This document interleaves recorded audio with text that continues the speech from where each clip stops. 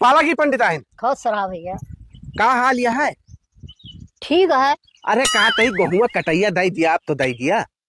अरे भैया देबे, गेहूं हूँ बेचब तो गेहुआ कटैया देबे। गेहूं बेचबू देबू? हाँ और ये क्या करता है?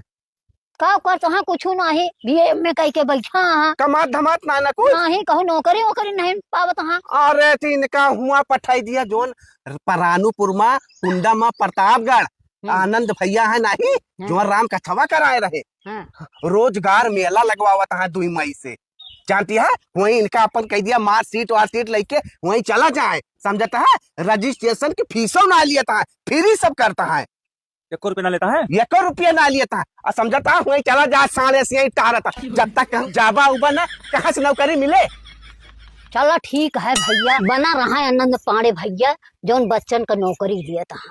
हाँ भैया भेजब। अरे तो भेजबू तो ना। वहाँ रोजगार के मेला मेला लागत है, माँ नौकरी नौकरी है। वहाँ जाइए तो खाली साढ़े बैठा है घर गंदा था, कौन नौकरी मिले बिना आए गए। इनका वही पठवा कब तक तू सब करबू बुलाई गया। अब ये देखत ना ना तारत है, जा वही ना ही पठाऊ अपने बेटा पठाऊ। हाँ पठवा।